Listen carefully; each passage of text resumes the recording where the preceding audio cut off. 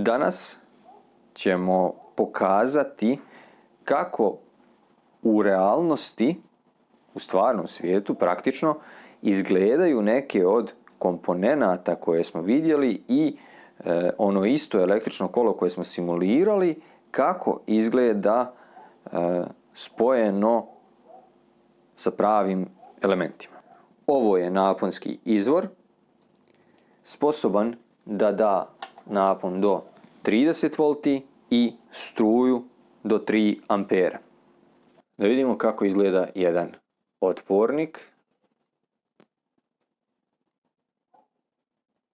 Evo ga, ovo je otpornik od 1 kiloohma, što možemo vidjeti po ovim bojama, ali o tom potom.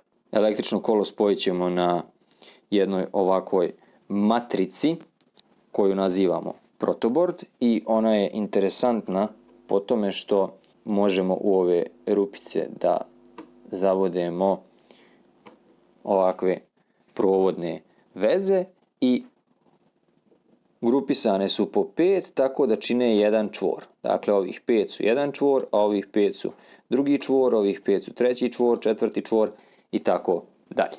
Izvor napajanja je trenutno podešen da daje 9 V. Metalnim provodnim vezama do ova dva čvora sprovedeno je 9 V. Ovdje je plus, ovdje je minus. Otpornik ću spojiti tako što ću prvo postaviti ovu jednu vezu, a zatim drugu vezu ovdje u trenutno prazan čvor, tako da ne diram otpornik dok je pod naponom, a sada držeći za ovaj plastični dio spajam napon na otpornik.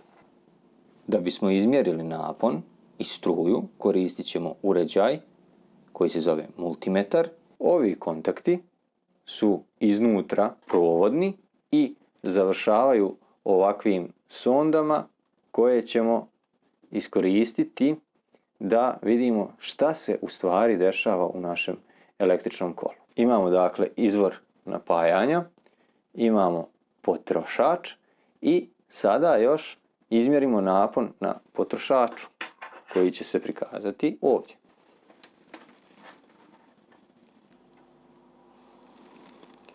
Pogledajte, imamo da naš mjerni instrument, ovaj plavi multimetar, mjeri 9 V, a izvor napajanja daje također 9 V.